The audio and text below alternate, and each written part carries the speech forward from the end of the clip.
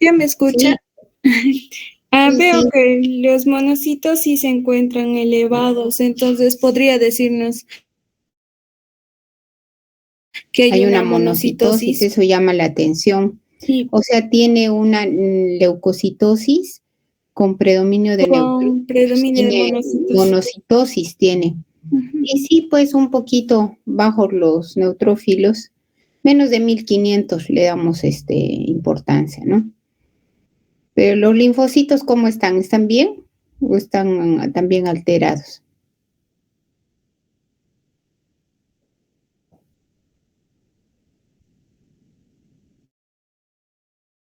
Los linfocitos sí estarían dentro de lo normal, pero creo que incluso se encontrarían un poco altos, un poco elevados. No, ¿cuántos linfocitos tiene? El que los 3960, doctora. Ya, muy bien, tiene 3960. ¿Y eso está bien? Sí, doctora, porque los... No se te escucha, Ever. sí, doctora, porque los neutrófilos tienen valores normales de Los 2000 a linfocitos. 7500. Los linfocitos van de 1500 a 4000, doctora. Sí, entonces está dentro de lo normal. A ver, vamos a preguntar a otros de sus compañeros. Yair Pacheco. ¿Está Yair? Doctora, buenas noches, sí. Buenas noches, Yair. ¿Nos puedes decir cómo están las plaquetas de este paciente? ¿Cuántas plaquetas tiene y si son normales?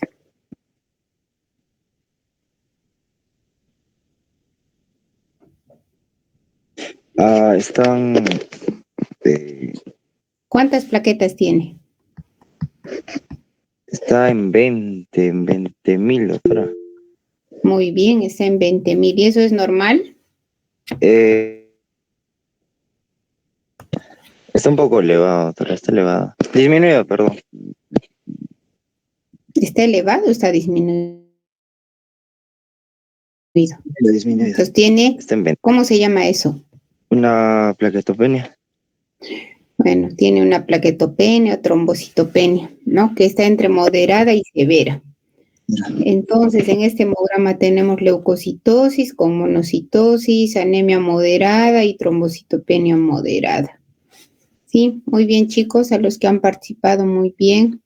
Entonces, vamos a continuar con la clase. Ya estaba presentando, hoy día vamos a ver el tema de anemia de las enfermedades crónicas o también llamada anemia inflamatoria.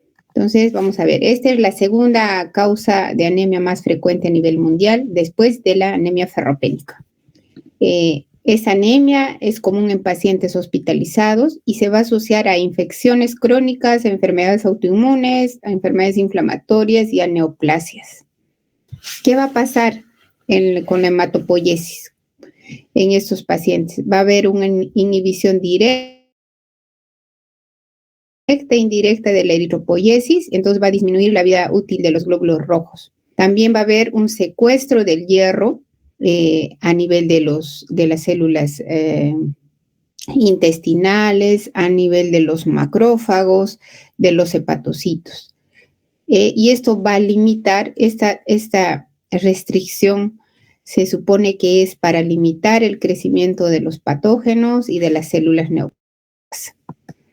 Entonces, ¿qué enfermedades se van a asociar a este tipo de anemia? Van a ser enfermedades autoinmunes o inflamatorias. Por ejemplo, enfermedades inflamatoria intestinal, la artritis reumatoidea, el lupus, la vasculitis, la enfermedad celíaca, los traumatismos severos, algunas neoplasias, por ejemplo, los linfomas, mielomas, los carcinomas, las leucemias, los mielomas, los pacientes que tengan estas neoplasias van a tener este tipo de anemia. Las infecciones también, se dice que las infecciones que duran más de un mes pueden ser también infecciones agudas o subagudas o crónicas.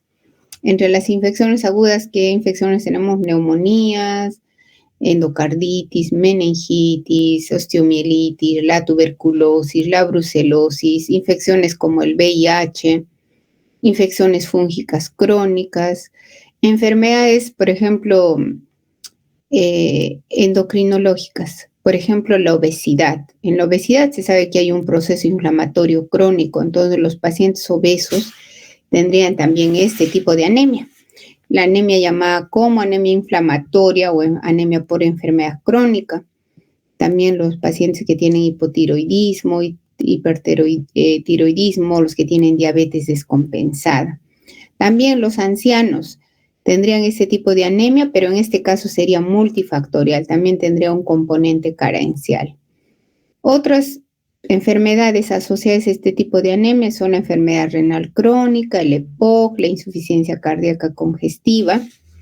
Entonces, hay un sinnúmero de enfermedades que pueden producir este tipo de anemia, la anemia inflamatoria o más conocida como anemia de las enfermedades crónicas. Entonces, ¿cómo es la fisiopatología? Primero va a haber un proceso por los que la producción de eritrocitos se ve disminuida, es decir, la eritropoiesis está disminuida. ¿Y esto por qué va a ser? Porque hay una ferropenia funcional, que ya había mencionado antes.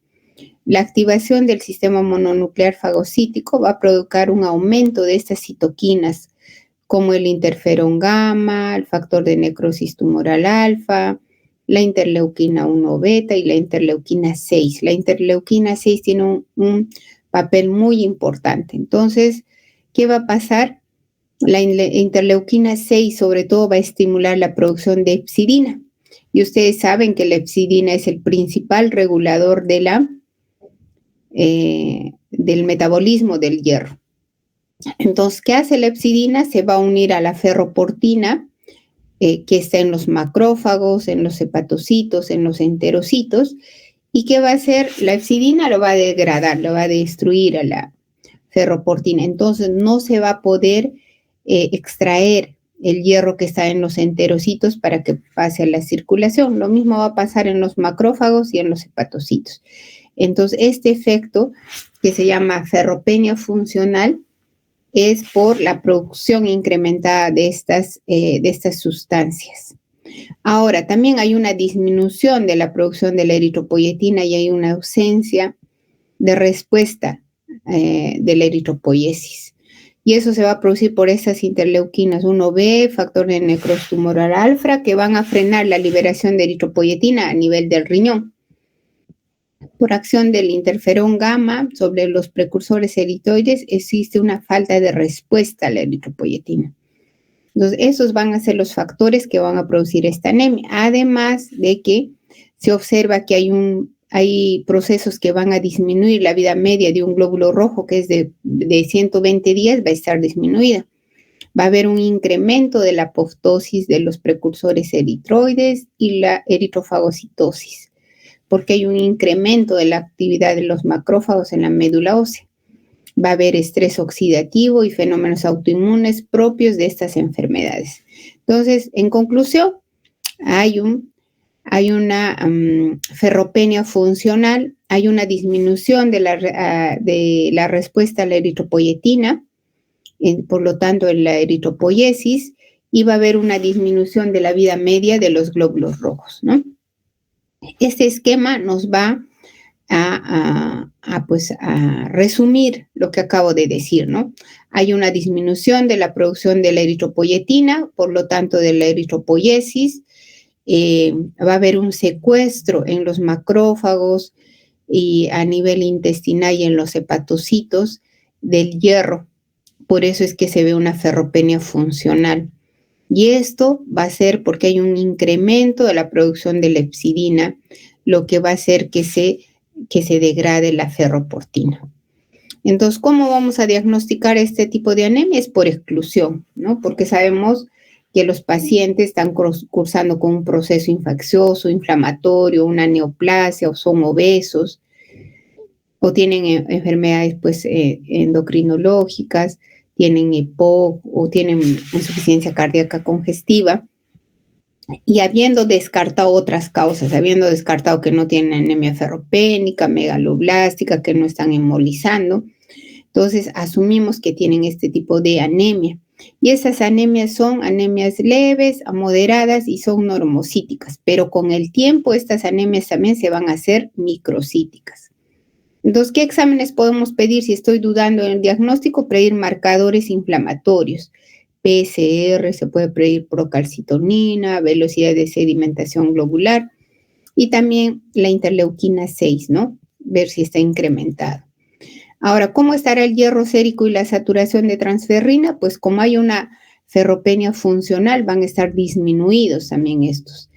Y la ferritina, que es un depósito del hierro en el organismo y que es un reactante de fase aguda, va a estar incrementado por encima de 100 miligramos, ¿no? Algunas veces es difícil diferenciar, digamos, con exámenes nomás una anemia ferropénica de una anemia por enfermedad crónica, pero muchas veces coexisten ambas anemias, ya que los pacientes que tienen, por ejemplo, problemas de inflamación crónica, infecciones o neoplasias, también van a tener deficiencias de hierro, van a tener sangrado o hemólisis.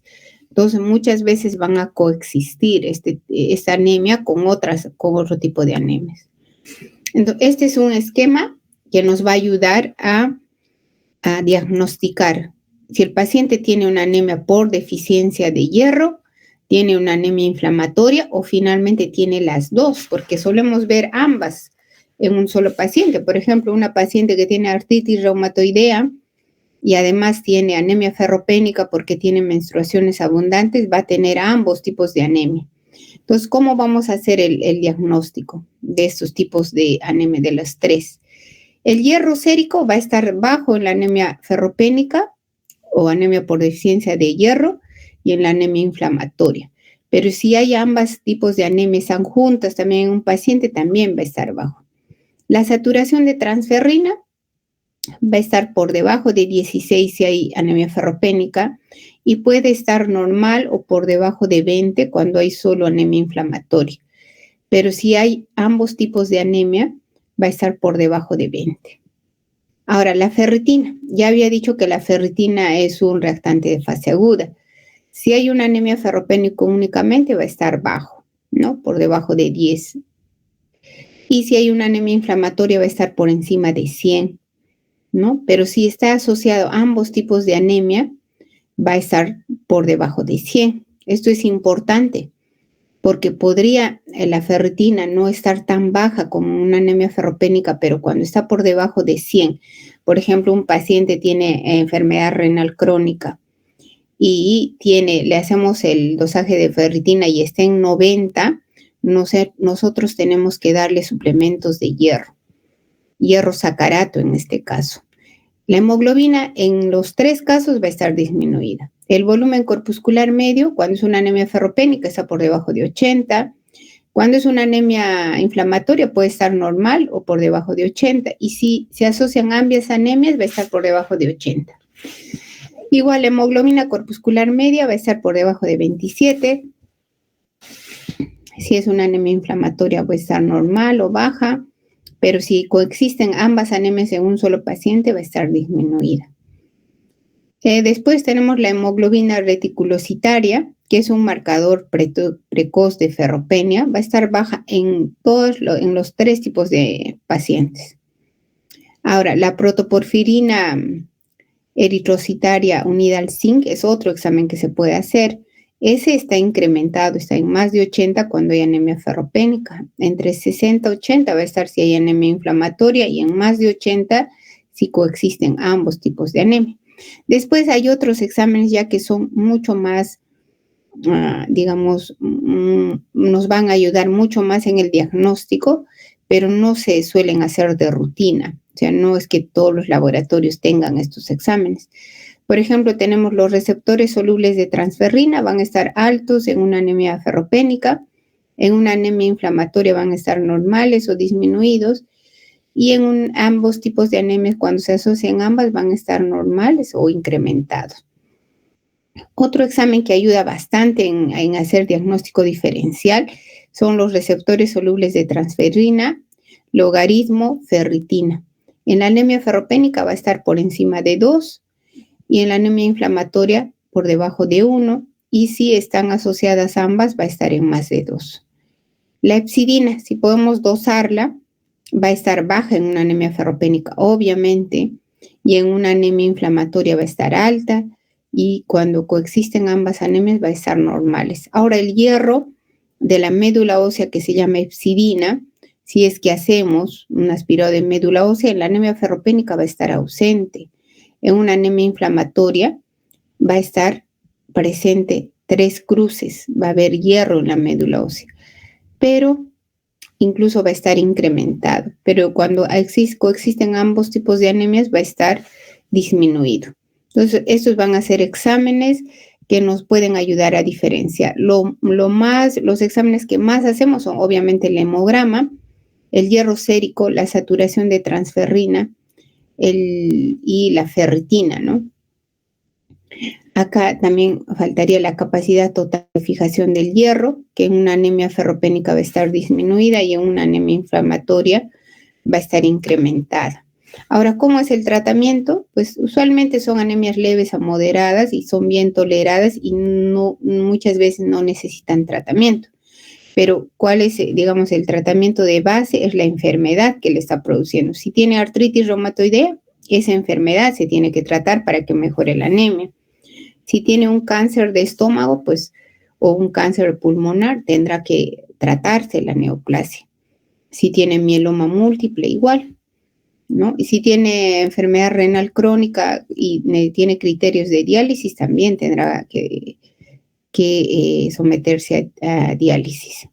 Y muchas veces también cuando coexisten deficiencias de hierro, de vitamina B12, de ácido fólico, se les dará esos suplementos. En algunos casos se puede usar eritropoyetina.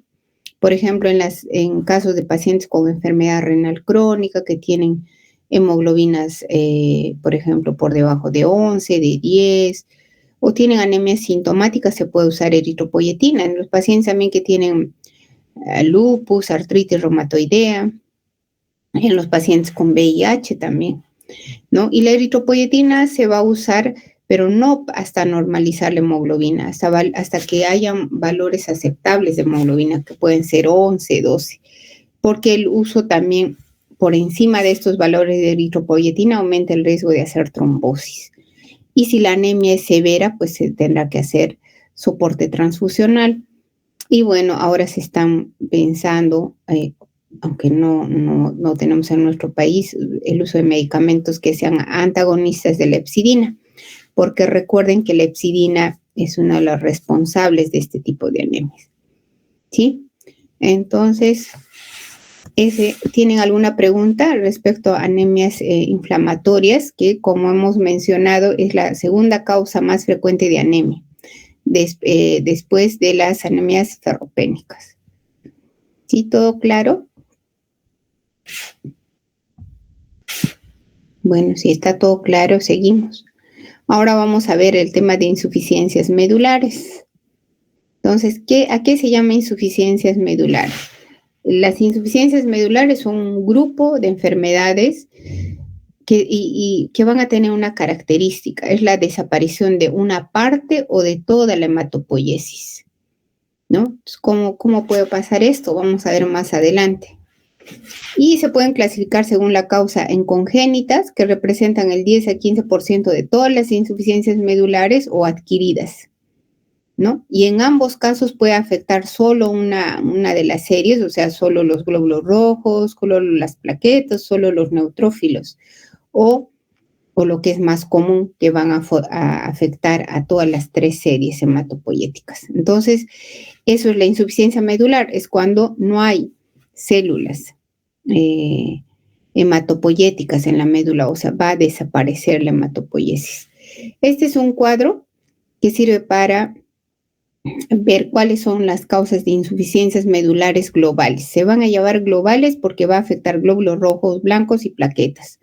La más conocida es la aplasia medular adquirida, y de esa vamos a hablar ahora, de las adquiridas. Las congénitas, la más común es la anemia de Fanconi, y a ellas nos vamos a referir. Después también pueden haber aplasias o insuficiencias medulares selectivas. Si afectan solo los glóbulos rojos, se van a llamar eritroblastopenias. ¿no? Y pueden ser adquiridas o congénitas.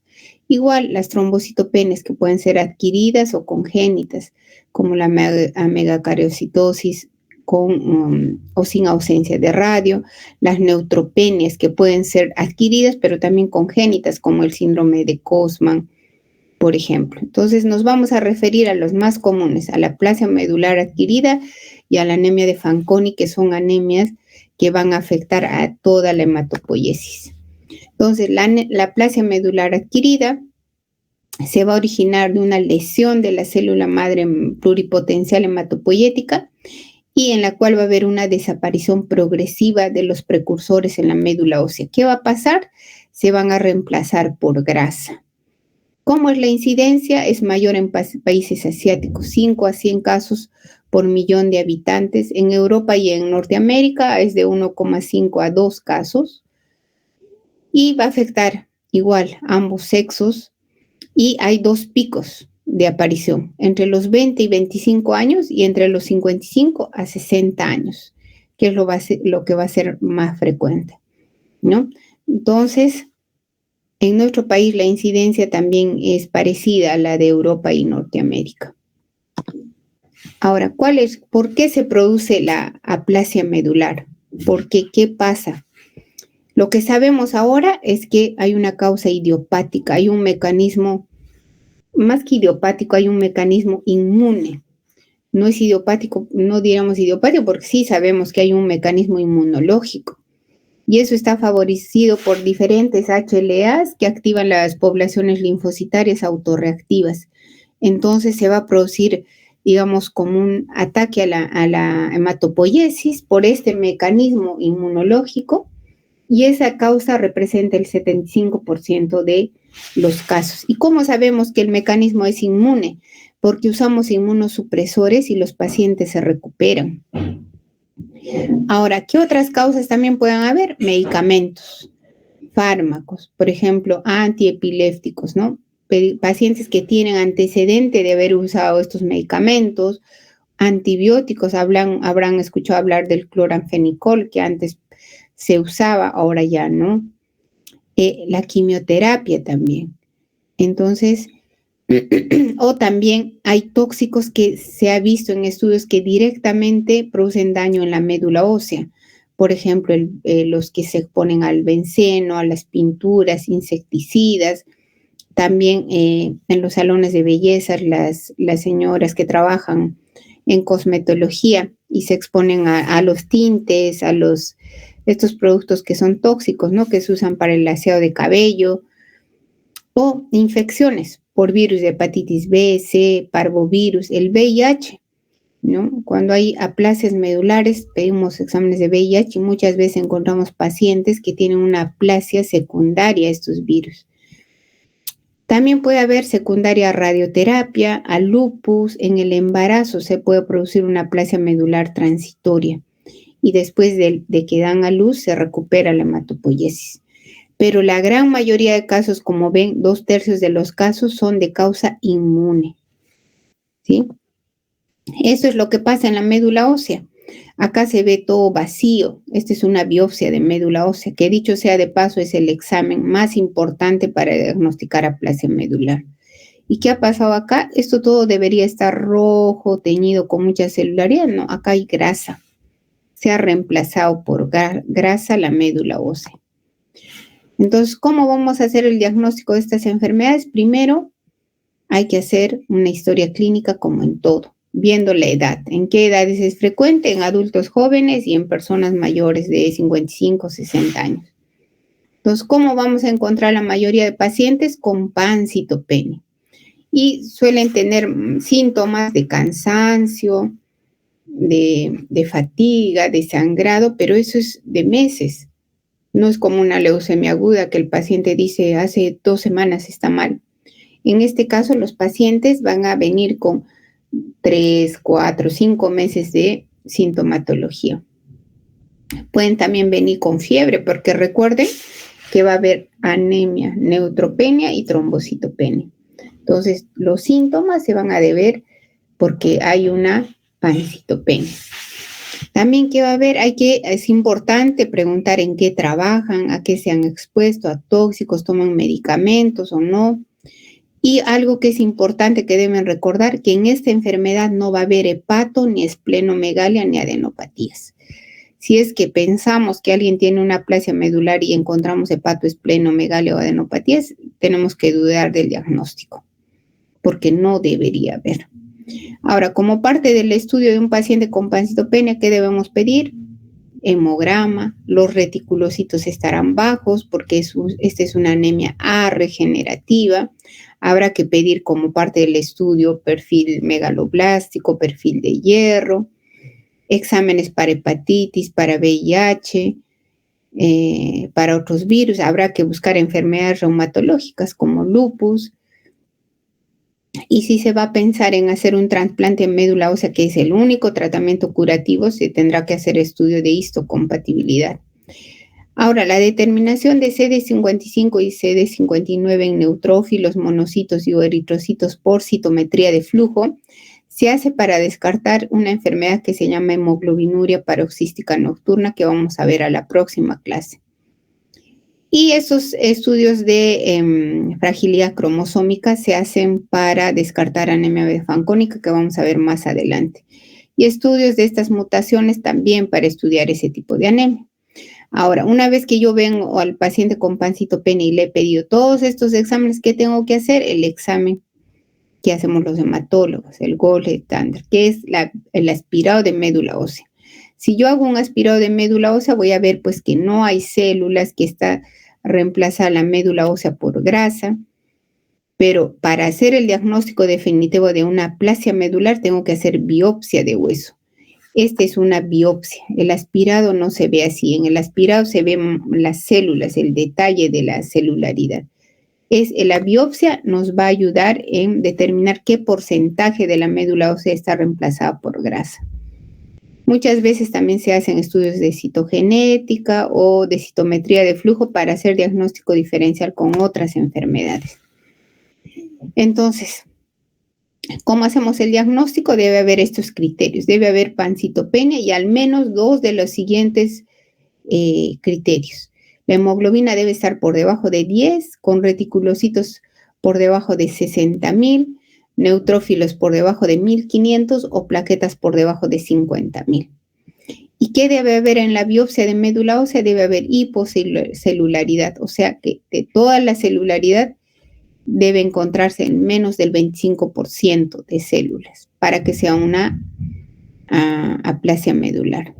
Y las aplasias también se van a dividir en leves, moderadas, graves, muy graves. Bueno, para que sea grave deben haber estos criterios, dos o más de los siguientes criterios: menos de 500 neutrófilos, menos de 20,000 plaquetas y menos de 20,000 reticulocitos.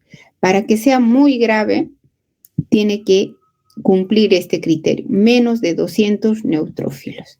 Y cuando es moderada o no grave, pues se llama así cuando no cumple ninguno de los criterios anteriores. Entonces, esto es importante que recuerden, cuándo se va a llamar grave o muy grave. Entonces, ¿qué hacemos ahora? Ya tenemos el diagnóstico, ya le hemos hecho biopsia, ya sabemos que es una aplasia medular grave o muy grave. ¿Cómo es el pronóstico? Estos pacientes obviamente que tienen alto riesgo de hacer infecciones, no solamente por bacterias, sobre todo por hongos y por virus. ¿Por qué? Porque están pues con neutropenias profundas y semanas, meses, ¿no?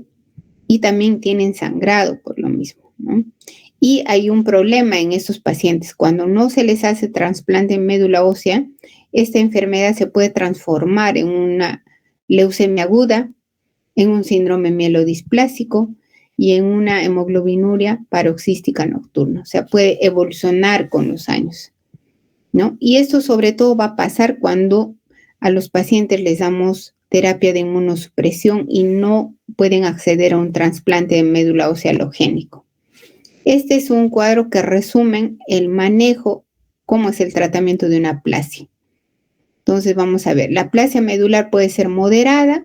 Entonces, en ese caso, ¿qué tenemos que ver? Si necesitan muchas transfusiones y ahí tienen infecciones graves. Si no tienen, pues solamente reciben tratamiento de soporte con el Trombopac, que es un análogo de la trombopoyetina y es un inmunomodulador. Pero sí tienen muchas infecciones, requieren muchas transfusiones. Hay veces estos pacientes se transfunden cada semana paquetes globulares y plaquetas. Entonces, si tienen, vamos a tratarlas como si fuera una aplasia medular grave o muy grave. Y el manejo, el tratamiento para una aplasia grave o muy grave depende de la edad. Si son menores de 20 años, si tienen entre 20 y 50 años o tienen más de 50 años.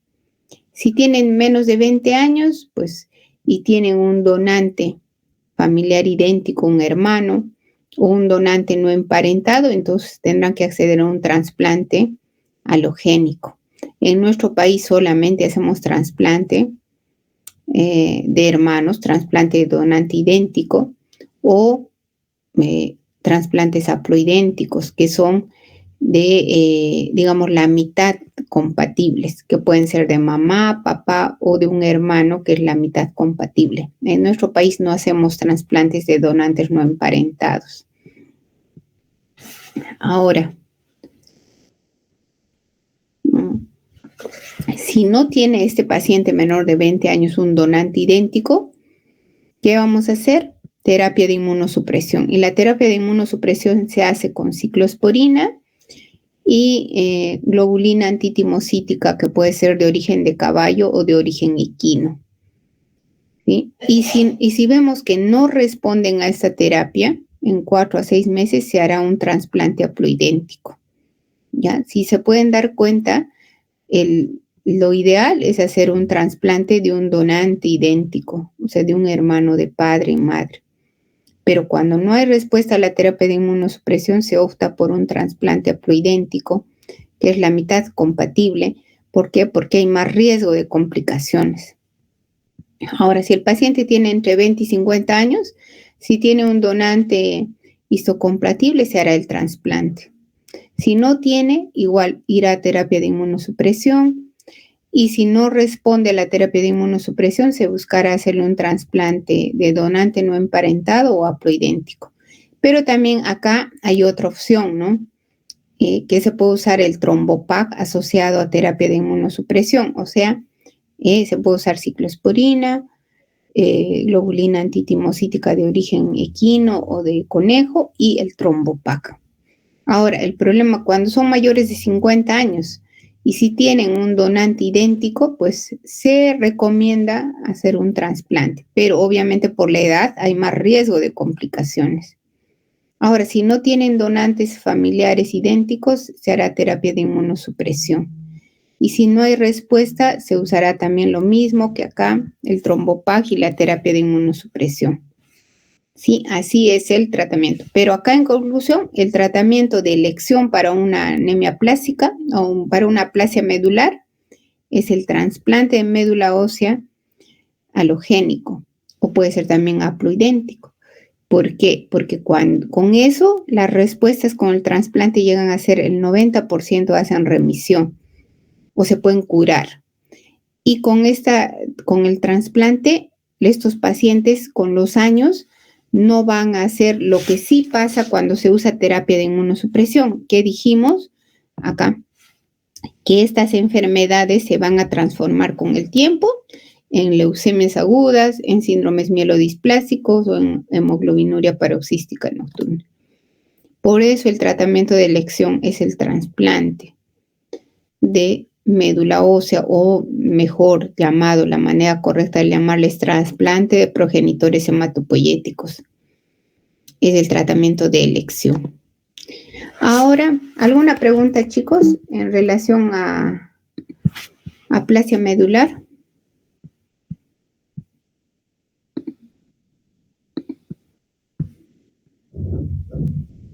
A ver, Sara, Jacqueline, Francesca.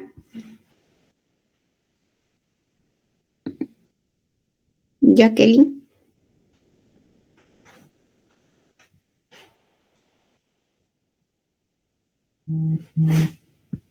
¿Está Jacqueline Francesca? No está. Lisette Carol.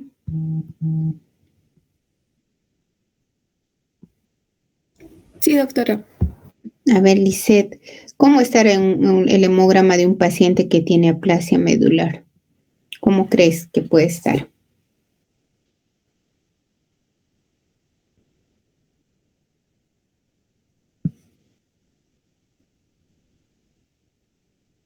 ¿Alguien, chicos, que quiera Tendría participar? una anemia Pancitopenia, doctora. de una pancitopenia. Y va a haber pancitopenia, ¿no? Es lo usual. Es una de las causas de pancitopenia, la aplasia medular. Va a haber anemia, neutropenia y trombocitopenia. ¿Por qué? Porque ya les he mencionado que la médula ósea se reemplaza por grasa. Eso. Obviamente que si es moderada, pues probablemente no necesariamente haya pancitopenia, pero si es severa o grave o muy grave, va a haber pancitopenia, ¿no? Entonces, a ver, gracias. A ver, los caballeros, Paolo Sebastián. Paolo, Sí, doctora. Paolo, ¿cuál va a ser el examen que nos va a definir el diagnóstico de aplasia medular? ¿Qué examen nos dice? Esta es una aplasia. Primero, lo que nos haría sospechar sería el hemograma, ¿no? Sí, claro, el hemograma, hemos aspirado de médula ósea, pero ¿cuál es el examen que define el diagnóstico? La biopsia de médula. Claro, la biopsia de médula ósea. En esta enfermedad la biopsia va a definir el diagnóstico, porque solo este examen nos va a ayudar a definir el porcentaje de celularidad, que ya les dije que es por debajo del 25% para que haya una aplasia medular. Ese es el examen más importante. ¿Sí? Muy bien, entonces vamos a continuar. Ahora hemos visto la aplasia medular es una, bueno, recalcando, es una aplasia medular adquirida, pero hay otro tipo también de insuficiencia medular que es congénita y esta se llama anemia de Fanconi. Obviamente que esa es mucho más rara, ¿no? De lejos la aplasia medular adquirida es la más frecuente. Entonces, ¿qué es la anemia de Fanconi? Es un fallo medular hereditario. Es el fallo medular hereditario más frecuente. Pregunta, para que recuerden, ¿cuál es el fallo medular hereditario más frecuente? La anemia de Fanconi. Y está caracterizado porque hay pancitopenia, hay una predisposición a desarrollar enfermedades malignas y hay presencia de malformaciones congénitas cuando los pacientes tienen esta enfermedad. ¿Y qué es lo que pasa en estos pacientes? Hay un defecto en la reparación del ADN, lo que va a favorecer el desarrollo de todo lo que hemos mencionado, malformaciones, inestabilidad genómica, entonces hay una tendencia a muerte celular aumentada, y eso incluye fallo medular, y hay una susceptibilidad excesiva a los tóxicos, por ejemplo, a la quimioterapia, y hay una tendencia a hacer neoplasias, tumores, sobre todo de cabeza y cuello. Eso es porque hay un defecto en la reparación del ADN. Se producen mutaciones en diversos genes. Los más frecuentes son el FANCA, el FANCC y el FANG. Entonces, la herencia suele ser autosómica recesiva, aunque también existen casos de autosómicos dominantes o recesivos ligados al cromosoma X. ¿Sí? ¿Cómo es la epidemiología? Un caso por 100.000 a 250.000 nacimientos. Sin embargo, también pueden haber individuos heterocigotos que pueden alcanzar 0,3 a 1% de la población. No es frecuente. ¿Cómo se va a presentar? Pues como ya he mencionado, va a haber malformaciones que afectan al 60 a 75% de los pacientes y pueden ser problemas cutáneos, hiperpigmentación, estas manchas café con leche. Las malformaciones esqueléticas son comunes, la hipoplasia del dedo pulgar, la hipoplasia o ausencia del radio, micrognatia, espina bífida, anomalías de las vértebras, retraso de crecimiento, pero también pueden haber malformaciones cardíacas, renales, pueden haber también otros tipos de malformaciones. Sin embargo, el fenotipo es muy variable y hasta un 25% de los casos no presentan ninguna malformación. Después, ¿qué va a haber? Insuficiencia medular, o sea, pancitopenia. Suele debutar entre los 2 y 10 años, pero hay también casos más tardíos, incluso de adultos recién se puede evidenciar. A los 40 años se estima que el 90% de los pacientes habrá desarrollado algún grado de fallo medular en estos pacientes, ¿no? Entonces, esa es otra característica. Otra característica es que tienen mayor riesgo de hacer neoplasias. La incidencia de leucemia aguda, síndromes mielodisplásicos, es de 700 a 6,000 veces mayor que en la población general. Y no solo eso, también hacen otros cánceres, sobre todo cabeza y cuello, de también neoplasias digestivas o neoplasias urológicas. También hacen alteraciones endocrinas, por ejemplo, alteraciones de crecimiento, problemas de diabetes, dislipidemia, alteraciones del desarrollo sexual. Este es el gran espectro de cómo se presenta una anemia de Fanconi, ¿no? Entonces acá podemos ver, por ejemplo, este niño con una alteración, ¿no? Alteraciones tiene, ¿no? Ausencia de radio, de pulgar. Ahora, ¿cómo se hace el diagnóstico? Se sospecha sobre todo en niños, pero también en adultos jóvenes que tienen pancitopenia o que tienen aplasia medular. Les hacemos la biopsia y vemos que hay aplasia, ¿no? En la biopsia. Pero además, estos pacientes vemos que tienen malformaciones. Entonces, en ellos vamos a pensar, ¿no? En los pacientes que tienen, por ejemplo, otras neoplasias como leucemias agudas, síndromes mielodisplásicos, y tienen malformaciones y tienen una alta susceptibilidad a la quimioterapia. Les damos algún quimioterápico y ya hacen toxicidad. En ellos se sospecha también. O en pacientes jóvenes que van a tener tumores de cabeza y cuello y no hay un factor ambiental desencadenante. En ellos se piensa en anemia de Fanconi. ¿Y cómo se hace el diagnóstico? Esto es, el diagnóstico crucial es hacer. Se hacen estudios de cariotipo donde se va a someter al cromosoma, los cromosomas, a sustancias como el epoxibutano o la mitomicina C. ¿Y qué se va a producir ahí? Se van a producir los quiebres cromosómicos o las rupturas de los cromosomas. Y este examen es el que nos va a ayudar en el diagnóstico de la anemia de Fanconi. Y bueno, obviamente después de haber hecho esto hay que hacer exámenes moleculares para definir o para buscar estos genes, ¿no? El FANCA, por ejemplo, que son estos exámenes ya moleculares. Pero el examen que nos va a ayudar en el diagnóstico es este, del cariotipo, se hace de sangre periférica, y ahí vamos a ver estos quiebres, como se ve en la imagen, hay quiebres de los cromosomas. Ahora, ¿cómo es el tratamiento?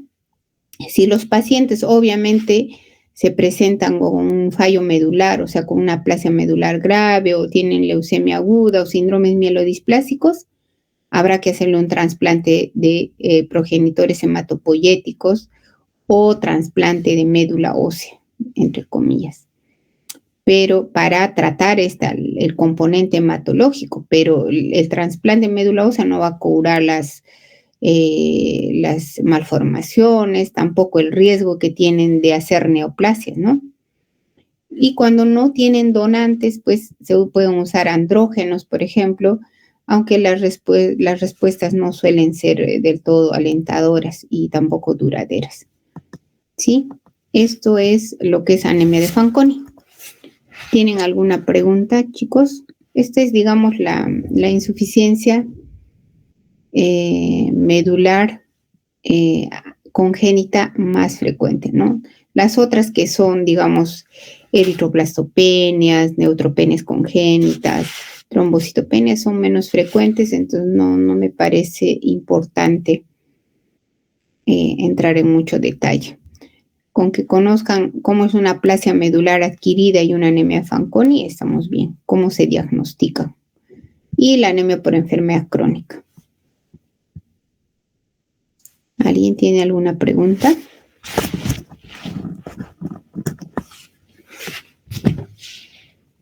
Ahora, ¿esta anemia también está acompañada de malformaciones congénitas? Claro, la anemia de Fanconi sí, esa es una de las características. Hay fallo medular, o sea, va a haber pancitopenia y en la médula ósea vamos a encontrar